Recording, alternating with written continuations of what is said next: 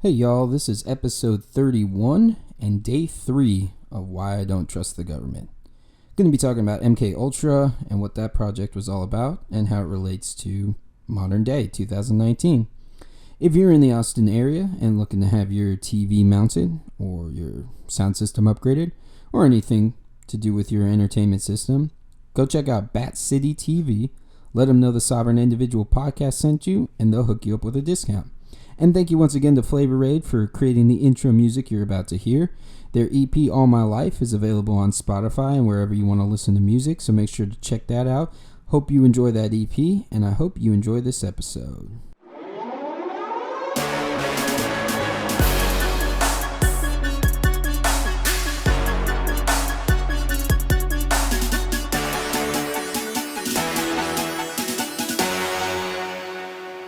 What's up, y'all? This is the Sovereign Individual Podcast.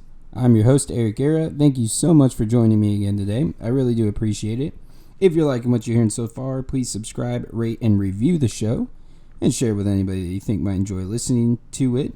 So this episode's a day late. I was dealing with some car issues yesterday, which sucks and isn't fun, so I had to get my car towed to the shop after work, then get a rental, and then had to head straight to an event from there. So that prevented me from being able to record this episode. I'm going to try to get both or 2 episodes recorded this evening to make up for it. So this is going to be day 3 of Why I Don't Trust the Government, the week-long series talking about different atrocities committed by the United States government and how that's added to my distrust of it. And today we're going to be talking about MK Ultra. This is what started it all, what inspired my idea to do this week-long series. Having a conversation at dinner and an offhand remark about Tim Dillon, who has a great podcast, and he was talking about Billie Eilish and saying that she sounded like an MK Ultra victim, which she does, absolutely, and being asked what MK Ultra was, and it kind of made me realize that not everybody lives in this world of being hypercritical of the government, being aware of the different atrocities that the government has occurred, being tuned in this way that's kind of unique to libertarians. I know I've talked about it before, but it's kind of like this autistic thing that gets thrown around a lot when referring to libertarians, both by people outside and by libertarians themselves. And it's kind of true. We're really into the economy. We're really into things that the state has done.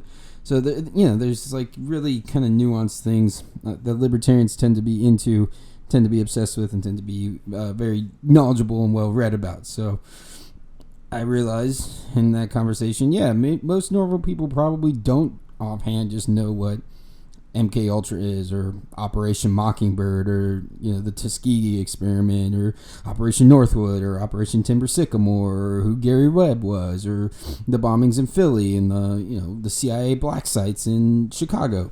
All things that we will be talking about as the week goes on, but this is what started it, MK Ultra. So, what is it? And how did it start, and all that kind of stuff. So I actually became aware of MK Ultra a while ago. Probably like 9 years ago now at this point. When I was like 19 or 20, I got really into researching the Illuminati and diving deep into occult symbolism and how it was so prevalent within media and music videos and pop culture within the United States. And so I did a real deep dive into that, maybe a precursor for my proclivity to conspiracy theories. But again, as you're seeing this week, hopefully these aren't theory, these aren't conspiracy theories. These are things that happen and that have been documented as happening. And again, these are just the things that we've been made aware of. But so that's how I first became aware of MK Ultra, because it's a big part of folks who believe that there is the Illuminati that exists, and that they're actually this like cabal that controls most everything. According to them, they believe that MK Ultra programming is a huge part of it, especially when it comes to like female celebrities, and that the female celebrities have handlers, and that they are experience MK Ultra programming. Specifically, there's Monarch programming, which is a lot of Monarch butterfly symbolism involved with it.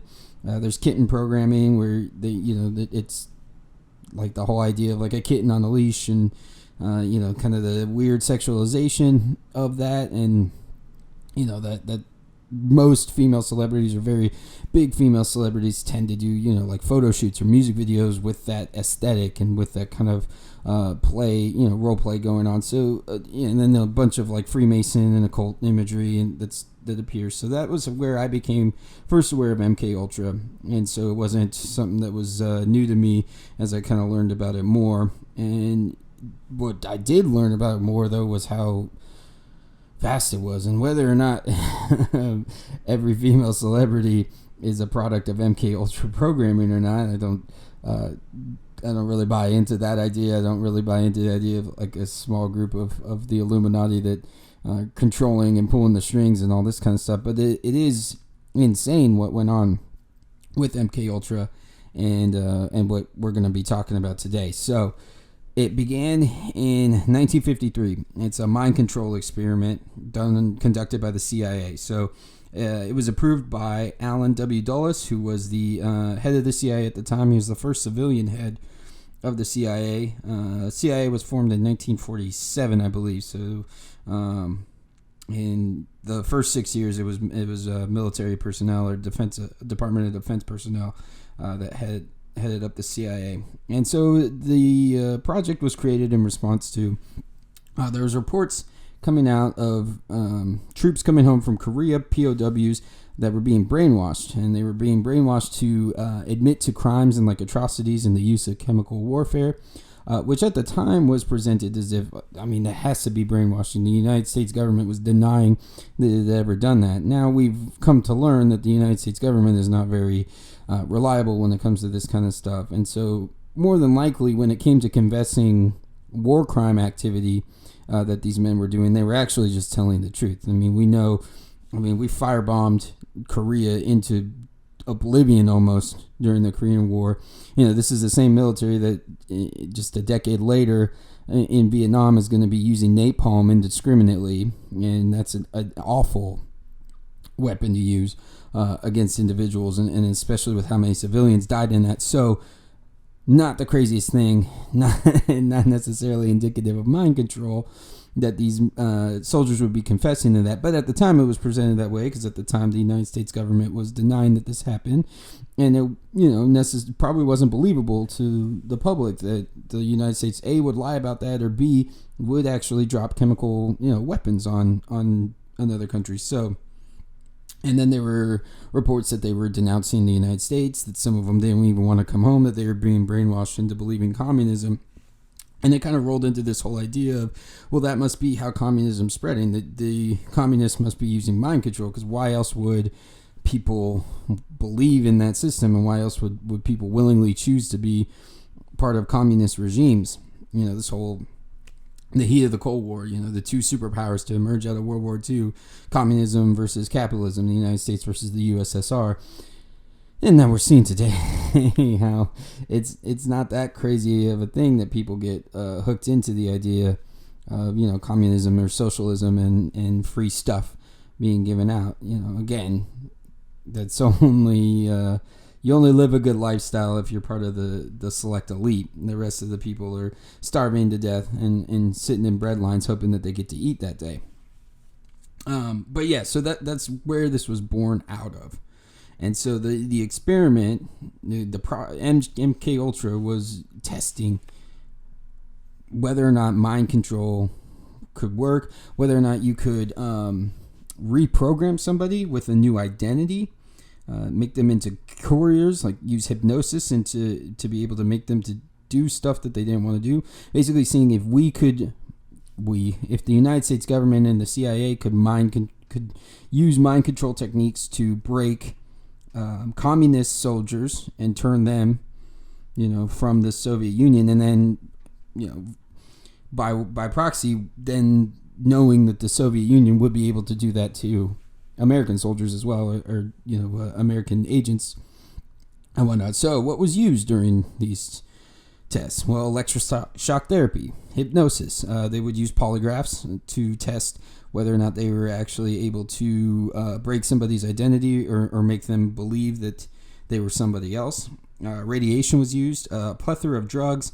LSD was the biggest and the main one that was used. They also used psilocybin, magic mushrooms, barbiturates, MDMA was used as well.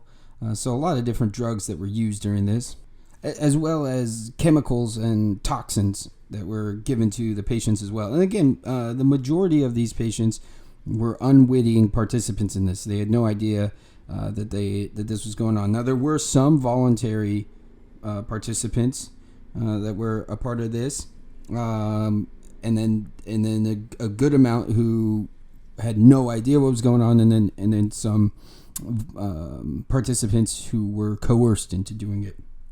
Again, the CIA is pretty good. This is also where during MK Ultra is kind of where the sexual blackmailing is rumored to have started with the CIA, and that they were using they're using LSD, mind enhancing drugs, not psychotic drugs, hallucinogenic drugs. There we go. Hallucinogenic drugs at this time to just kind of test the behavior and see the results. And then there was, this is where it is rumored that the sexual blackmail started, that they were taking pictures of individuals engaging in sex with minors and then using that in order to, get to allow the project to continue. And that they would use that in order, to keep higher ups from cutting the project off or stopping it. So that's, again, we only have so much information that we have available, but that's some of the stuff that is rumored to have come out of this. So the volunteers, a lot of them were, or some of the volunteers include mentally impaired boys at a state school, American soldiers, sexual psychopaths at a state hospital. And then there was a mix of Americans and Canadians. They conducted these experiments on both. And so in America, it was predominantly, again, LSD was the drug of choice as these experiments were being conducted. They were, we're going to get into more of it, but, just kind of a lot of what they did, like I was saying, mental patients, prisoners, drug addicts, sex workers were also some of the main subjects in these studies, specifically because they were people who, quote unquote, could not fight back or would not fight back because of the status of who they were. They didn't have any outlet in order to complain or say that this stuff was being done. Nobody would have believed them. Obviously, the mental patients don't have really any say in what's going on in their life, so they really didn't have any choice. And then prisoners are the same way. Sex workers, what are you going to do? Go to the cops? Like, you're a prostitute, so it eliminates that from being. And the same with drug addicts. What are you going to do? Go to the cops? You're a drug addict. They'll arrest you. In one case, they administered LSD to a mental patient in Kentucky for 174 days. And then they would also do it to, again, like I was saying, American soldiers, but also CIA employees, medical personnel, military personnel, and doctors and government agents who weren't aware that this was being done to them.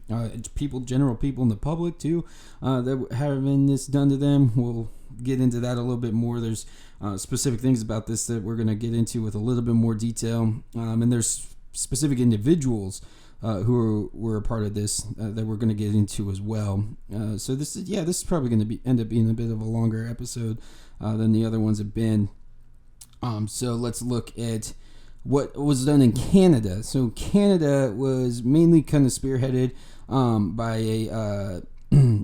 a British psychiatrist, Dr. Donald Ewan Cameron, I believe. I guess Ewan. Yeah. Well, it's not quite spelled the same way as Ewan McGregor, but anyway.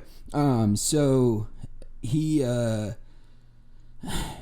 was part of this like psychic driving concept in the hopes of like combating schizophrenia, basically by erasing memories and reprogramming the psyche.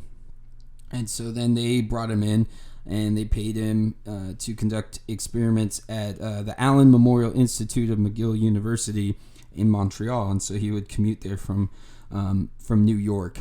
And so some of the things that they would do to subjects there is you would put these subjects into a drug-induced coma for weeks at a time, sometimes months. I think up to 3 months was the longest at one point. And then they would play taped loops of noise or simple repetitive statements. You kind of, and I think most people have kind of at least seen that in like, popular culture or stuff, like the whole idea of, I can, put these things on while, put this tape on while I'm asleep and I can learn Chinese or, whatever it may be. And so this is where that idea was born from, where Hollywood got that idea and where, kind of that fictional trope was born out of, was them doing stuff like that. And so again, this is an institute there at McGill University, so state-run institute, and the people who were coming here, these subjects that were subjected to this, a lot of them were just coming in for like anxiety disorders or postpartum depression. And then they're subjected to these, and a lot of them suffered permanent damage from this experiment, from what was going on here, from what they were subjected to. So again, when you're talking about something like this, obviously the state is doing, and again, it kind of harkens back to, what I was talking about last time when you're talking about the idea of free healthcare or state-run healthcare or anything like that. This is the type of thing that they will do to people seeking help, seeking to get better. And then they test them, they run tests on them. They treat them as lab rats and they subject them to these kind of things. And this is disgusting and awful, what they did to these poor individuals. Again, without any knowledge of what was going on to them. They're going in because they've got some anxiety. Next thing they know, they're in a drug-induced coma for weeks at a time with God knows what being being played in their ears in an attempt to erase their memories and reprogram them. It's insane. But what's also insane about it, so where did this come from? Like, how did MK Ultra got started because it was basically a continuation of another project called Project Bluebird. So Project Bluebird began in 1950. In 1951, it was renamed Project Artichoke. And so what happens a lot, especially with the CIA, is when projects like this are going on or operations like this are going on and something leaks or somebody becomes aware of it that's not okay with what's going on and wants to shut it down, they just rebrand it and they keep on keeping on and they just keep doing what they were doing. And so that's exactly the case in the case of Bluebird and Artichoke. They just renamed it, and then once again, come 1953, they repackaged it again as MK Ultra. And so Bluebird and Artichoke specifically were really interested in the idea of like the Manchurian Candidate and being able to truly like program somebody, not only to erase their memory and create a whole new identity for them, but to be able to give them triggers, through like codes via hypnosis, to where they'll be able to act in a certain way. Act as in a lot of these cases as unwilling couriers of information, while having no idea what it is that they're doing. And so they would another thing that the project Bluebird / Artichoke was trying to do was create amnesia barriers within the patients, or the subject rather, so that they would putting up these mental blocks so that they wouldn't remember who they were or things about their past, and again trying to give them new identities. And so some of the documents that have been released from Project Artichoke show that they claimed that they were successful, and I'm going to read from one of them right now. This was a document dated January 7th, 1953, and it's talking about the experimental creation of multiple personality in two 19-year-old girls by the CIA. And so I'm just going to read from this document. Quote, "These subjects have clearly demonstrated that they can pass from a fully awake state to a deep H-controlled state." real quick aside, H being hypnotic controlled state. So fully awake state to a deep H controlled state via the telephone, via some very subtle signal that cannot be detected by other persons in the room, and without the other individuals being able to note the change. It has been clearly shown that individuals can be induced into H by telephone, by receiving written manner, or by the use of code, signal, or words. Control of those hypnotized can be passed from one individual to another without great difficulty. It has been shown by experimentation with these girls that they can act as unwilling couriers for information purposes, and that they can be conditioned to a point where they believe a change in identity on their part, even on the polygraph. And so that was, again, talking about two 19-year-old girls that they were claiming that this was so successful with, that they were able to, on a polygraph, pass a polygraph, denying their true identity, and only recognizing the identity that was programmed into them.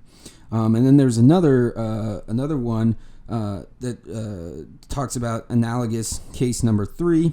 And this was a CIA security office employee was hypnotized and given a false identity.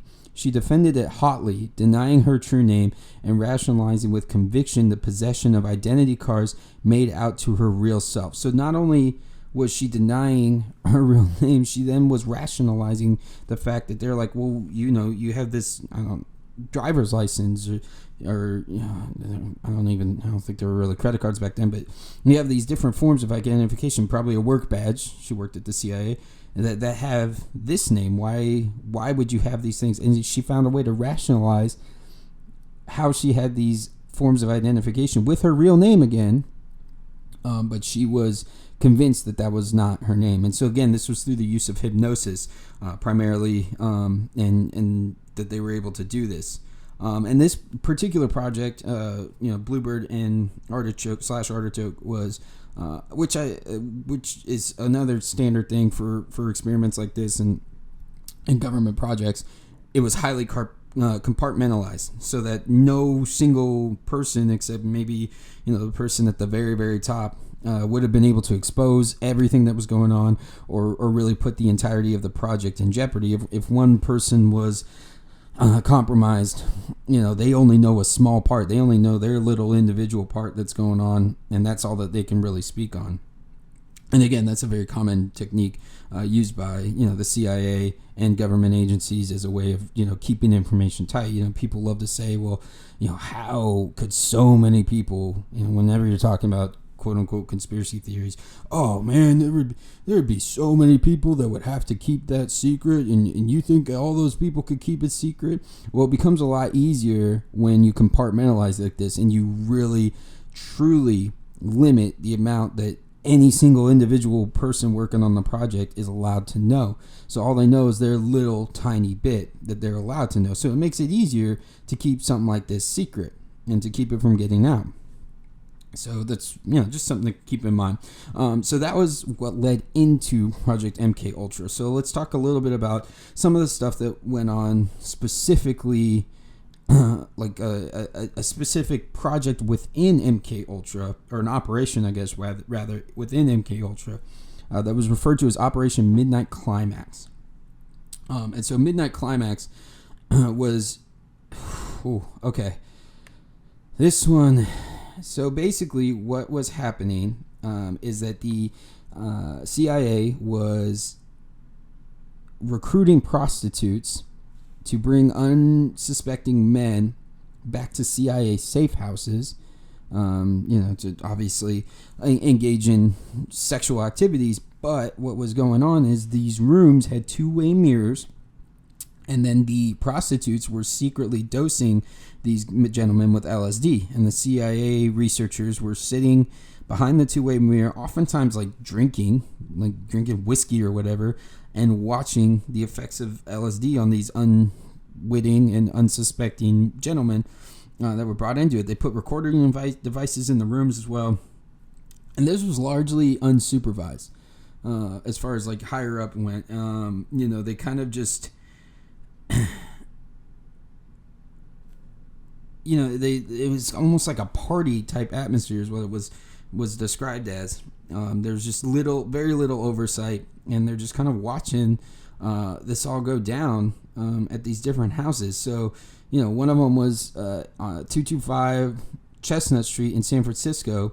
They were, it was substantial attention was being given to decorating a single bedroom. And so George White was a gentleman by the name of George White oversaw the interior decorations. And so he had a storied career from the Federal Bureau of Narcotics. And so when the CIA started moving into drugs experiments, that's when George White came on board. And so he put up all this stuff basically as a trap for individuals, and set up this room. So this was just one example of one of the safe houses and kind of what they would do. So he put up, red curtains and posters and so basically the idea is that the items in the room for somebody in a drug-induced state, would evoke like sexual reactions and sexual feelings within the individual as they're looking around at this room. So again, he was brought in specifically once the CIA started, experimenting with drugs. And then, they installed bugging equipment and, a two-way mirror. And then, he would sit there and drink and wait for it all to start. And that was Operation Midnight Climax as part of MK Ultra. And then MK Ultra, again, as tends to happen, that somebody was made aware of it. We're going to get into how much of it do I get into. So there's some folks that were made aware of what was going on with MK Ultra. What was the gentleman's name? Or not the gentleman name, well, his name, but oh man, I should have had that pulled up. I apologize. I should have been better on it. Okay, so there's a gentleman by the name of John Vance who was a member of the CIA Inspector General staff, and so he learned about the project and what was going on. And so a lot of the MK Ultra, wigs who were running the show, these government spooks that were doing this, were trying to convince the Inspector General that it was worth continuing, but the Inspector General came down and said, no, you need to stay within the guidelines of like the Nuremberg Code and all this kind of stuff, and behave ethically in these experiments. We can't be doing this the way that you've been operating. And so what happens? They rebrand it, and they change names, and they changed the goal a little bit. So now that you've kind of, you've had this experiment go on, and if it's, if these released reports from the CIA are to be believed, you have the ability to, essentially program people to do things through, the power of hypnosis and drug influence. And so MK Naomi is what was born out of MK Ultra. And so we know a decent amount about MK Ultra from the documents that have been released. Again, we'll kind of get into how that all went down here in a bit. But we really don't know much about MK Naomi. There really hasn't been too much information that's been able to get out about that specifically. It was focused on biowarfare was the main thing. And so one of the things it was like they designed, and again, you see this, which is really interesting. You see this come up in pop culture and in media and in TV shows and stuff like that. It's fascinating. Like you wonder how much of that is or how exactly they became aware of these things, and if it was just Hollywood and the government have always kind of been close in certain ways, and the government has had influence within Hollywood. So you wonder how much of that is just like kind of that relationship, like where certain executives in Hollywood are getting drunk with government officials, and people get a little bit of a loose tongue and talk about, oh man, you wouldn't believe what we're working on right now. So one of the things that was coming out of MK Naomi is the idea of shooting a dart into somebody to either incapacitate them or kill them. And again, that's a very common trope within Hollywood and within pop culture, is that whole idea of the spy that shoots a dart into somebody and they kill them or whatnot. And so that was kind of one of the main focuses. And another of the things that came out, or that is known about MK Naomi, is that they field tested poisoning crops. And so I believe it was 3 different times they field tested it. So again, they rebrand it, they repackage it a little bit, and they start testing out more things. And it's interesting to see where Hollywood has picked up a lot of this stuff. And I know that kind of stuff goes way back to around the time that all this was going on. So again, it just kind of makes me think, if there's, these Hollywood elite hanging out with these high-end government officials who have knowledge of this stuff, and they're getting drunk together. It's, the 60s, so they're probably doing some drugs together as well. You get a little, you got that secret that's like, oh man, I want to tell other people. It's just, it's crazy what's going on. It's crazy what we're doing. Like, I just want to tell some other people. Your inhibitions are a little bit down because you're feeling a little good. And so, maybe that's how these things are escaping and getting out, and that Hollywood's being made aware of these types of things. It's not this crazy sci-fi thing or fiction thing that these creative writers are coming up with. It's based in reality off of these experiments. So let's talk a little bit about some of the notable participants in the MK Ultra experience.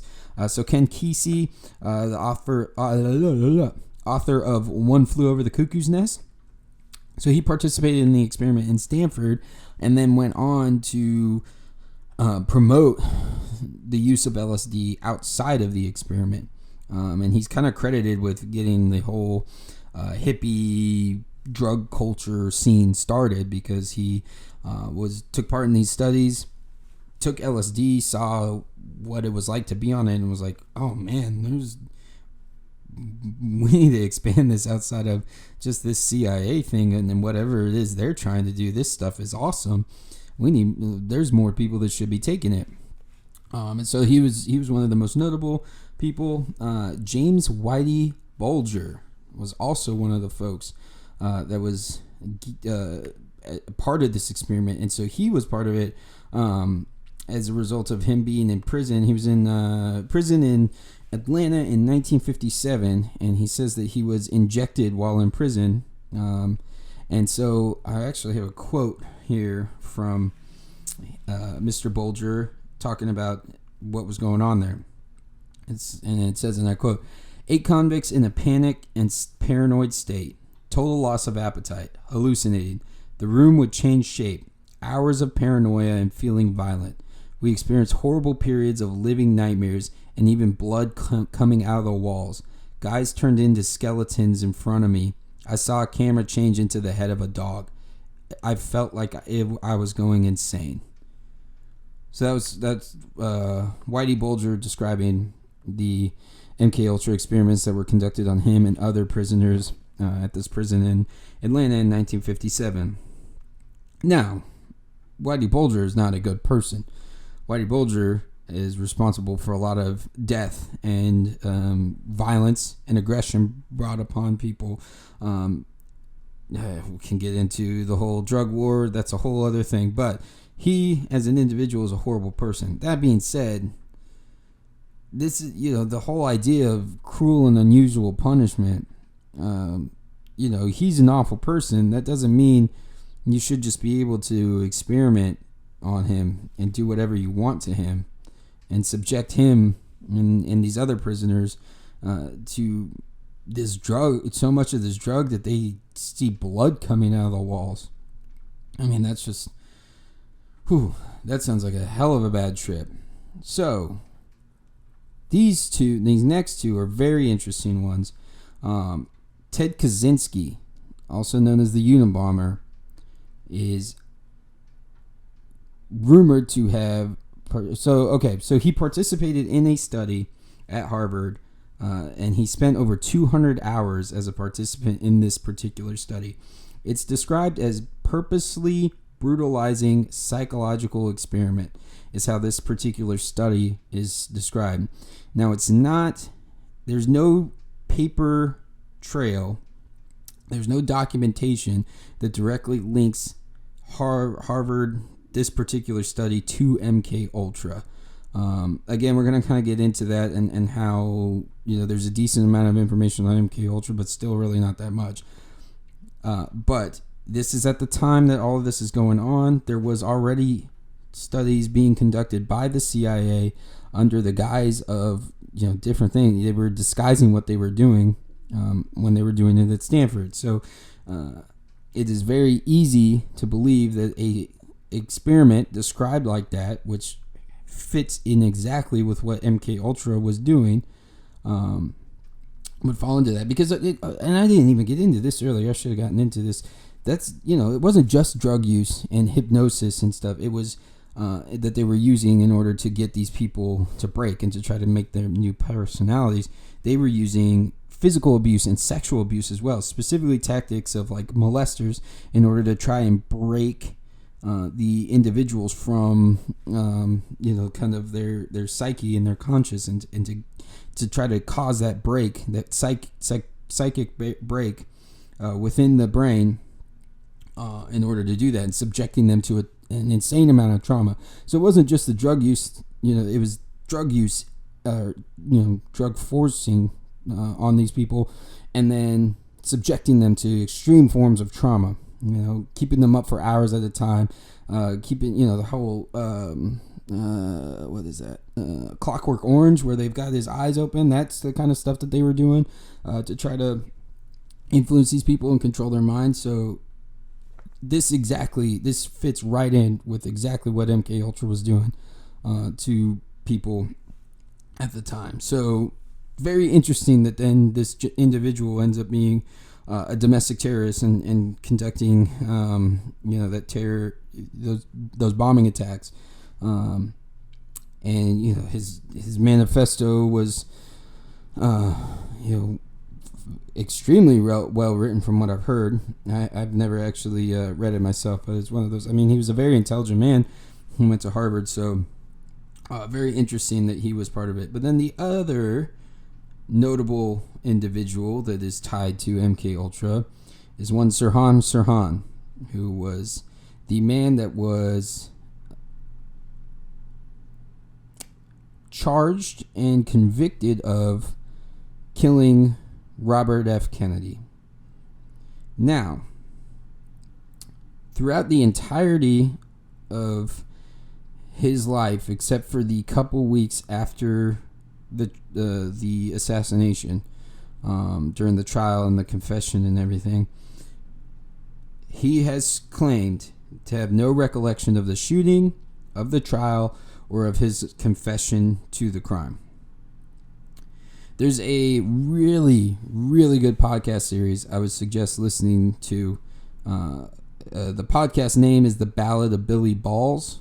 It was not originally under that name, but it's called the RFK tapes, and it's fascinating. It goes back and it's listening to a bunch of tapes surrounding, because excuse me, much like JFK's assassination, Robert F. Kennedy's assassination is mired in a bunch of illogical and weird things that goes on. There's the woman in the polka dot dress. There's the fact that there's audio people who claim that there's two different gunshots on the audio of Robert F. Kennedy being shot. All kinds of things. And then again, I highly suggest listening, because it goes over how there's doctors who did tests on Sirhan Sirhan, and they found that he could be hypnotized, and that if a certain trigger word was said, he would stand up at attention as if he was holding a gun. And there's just a lot of I highly suggest listening to that podcast, but a lot of very weird things. So you've got an experiment that claims to have been able to successfully program people through hypnosis. You got a gentleman that kills a candidate for president, assassinates him, and then claims to have no recollection of doing so. Again, amnesia blockers are a very big part of it. They create these alternate personalities for these people as part of this experiment. So that's a very fascinating connection to this program. And again, kind of one of the ways that you hear about it for the first time, for a lot of people, hearing about MK Ultra for the first time is because of Sirhan Sirhan and what went on there. So very interesting. Again, can't recommend enough the RFK tapes podcast. The author of it, I guess what you would call it, I don't know, the guy who does the podcast, I believe in the last episode he comes to the conclusion that there isn't really anything to the conspiracy, and Sirhan Sirhan was the one who did it without any help or without being manipulated or anything like that. But this is a very interesting connection, like I said. So how was it exposed? Again, like I said, there was the investigative general, is that what I called it? Inspector General, that's what it was, that became aware of it, and there was a article written by a New York Times reporter, Seymour Hersh, and was published in 1974. And then MK Ultra was also part of the Church Committee. If y'all recall, that was also the committee that looked into the Tuskegee experiment. So they became aware of this. Now, what is very unfortunate is that as questions started coming in about MK Ultra and people were kind of wondering what was going on before an official investigation, before the Church Committee began, CIA Director Richard Helms in 1973 ordered all MK Ultra files to be destroyed. And for the most part, they were. However, in 1977, there were over 20,000 documents that were found that had something that had to do with MK Ultra in some way, shape, or form. And so some of that info has been released in 2001, and that's where you're getting most of this information from. But the majority of the information that is known about MK Ultra is from the Church Committee, and it's basically just interviews with CIA employees at the time and just their recollection, interviews with people who were subjects in these experiments and what they recollect. And so there was a really interesting thing that occurred as well. A Dr. Frank Olson, who was working for the CIA as a scientist, in 1953, he was given a drink that was spiked with LSD. A few days later, he falls out of a window in New York of apparent suicide. Now, I believe it was in 1974, the family settled and they got like $700,000 or something like that. Gerald Ford officially apologized to the family. But then in 1994, after his wife died, they were to be buried together. So they exhumed his body to bury it with his wife, but they had a second autopsy done. And that second autopsy revealed that there were wounds on Mr. Frank Olson that would have come from before the impact of falling out of the window. And so, very interesting type thing that happens. The CIA is not adverse to killing individuals. That's part of what they do. So if an individual who was given LSD without his knowledge and without his consent, and then was threatening to expose what was going on or anything like that, and then lo and behold, he happens to turn up dead of apparent suicide from falling out of a window in New York. It's kind of got the same smell of like the Jeffrey Epstein thing, like, of course he died. Which, by the way, because I did want to say wanted to keep y'all posted, and I may do a whole other episode about kind of what's come out in the time since, but he had broken bones in his neck that are not entirely indicative of, it can occur from suicide, but it tends to be more indicative of a homicide. So just something interesting there. Again, I'll probably do another episode about that, and just kind of more of what has come out since then. So what does this all mean for 2019? This MK Ultra experiment, what was going on here, and what what they're subjecting these individuals to: sexual trauma, to sexual abuse, to coercing them into these experiments, dousing them with drugs, forcing them to watch stuff, trying to hypnotize them, trying to plant memories into them, trying to erase memories from them, trying to plant identities into them, putting up amnesia blockers so that they fully believe in this new identity that they've been presented with, getting them to do things while under this hypnotic state that nobody can tell that they're hypnotized, and they're able to do these things for them. Well, the first question is, so what are they doing now? If this is what they were doing in the 50s and the 60s, what is it that they're capable of doing now? And what are they trying right now that we don't know about? Again, this is just what we've been able to find out. And again, it's only because certain individuals were brave enough to come forward about it. And we still don't even really know. We'll never know the depth of this because most of the files were destroyed. So we really don't have an idea of how deep this went, what exactly went on fully with MK Ultra. We only have the tiniest little snippets of what occurred. Technology has advanced a insane amount. You've got social media now.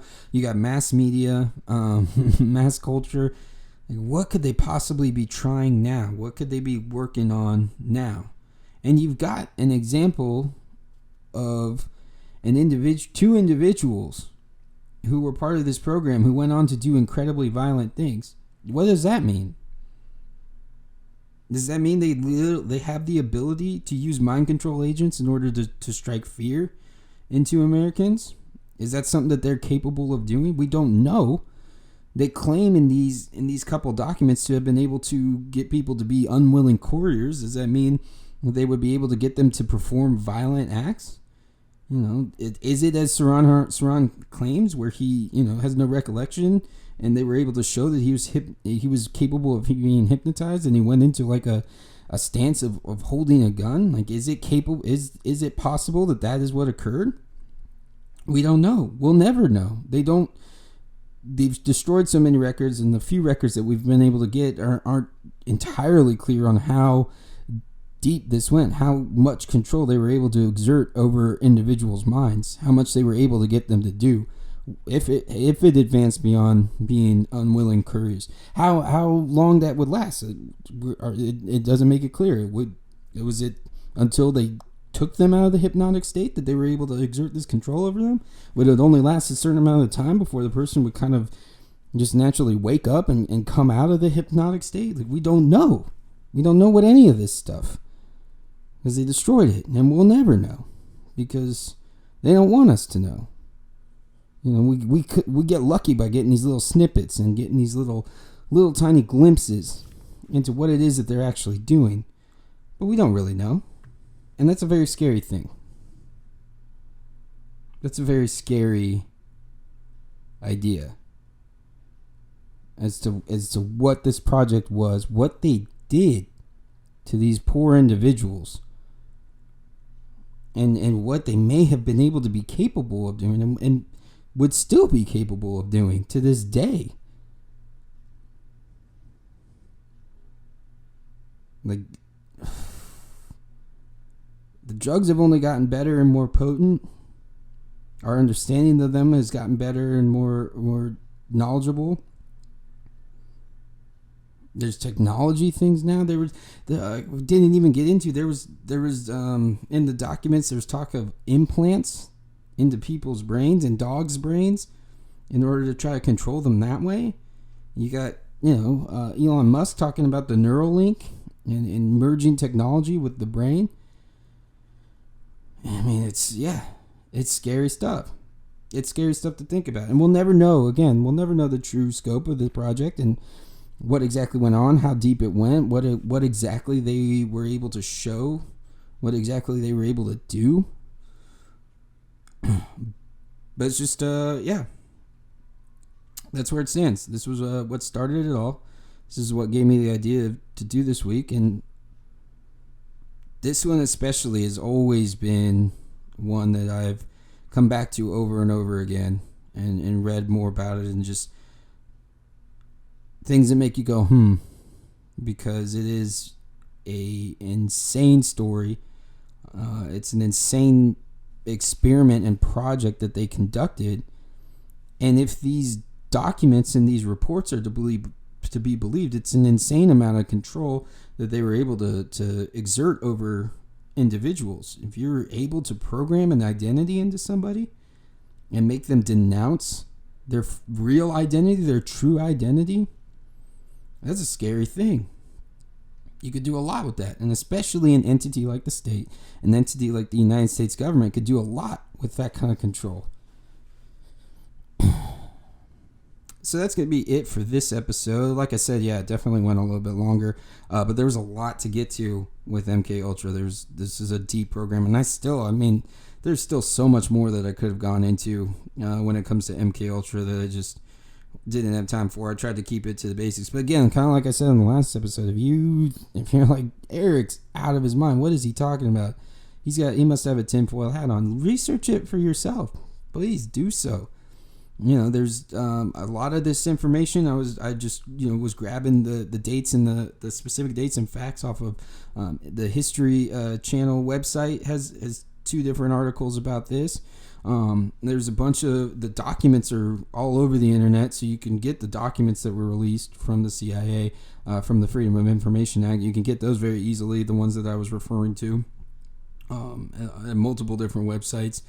But please, I encourage you, research it for yourself. Don't just take my word for it. I promise I will never be dishonest in any sort of intentional way. I may be wrong from time to time, but it's not going to be because I'm trying to deceive you on purpose. It may just be that I am wrong. It happens. People are wrong. I don't know the entirety of the facts. I make a snap judgment, whatever it may be. I will never try to intentionally deceive anybody, but please do this research on your own. Look into this kind of stuff. See that it's not just, the ramblings of an anarcho-capitalist who's anti-state and hates everything the government does and is just trying to make it look worse than it actually is. Go see that this is real.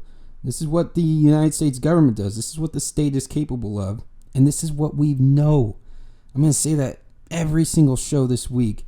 This is just what we know. This is just what we've been able to find out about. We don't know what they were doing that we'll never find out about. That was never leaked. That there was never somebody brave enough who within the program or became exposed to it and brave enough to let everybody else know, to make it public. That's what's the craziest part about this. That's what I hope after these 7 episodes that you'll be saying to yourself as well as, wow, what else are they really up to? So I hope that's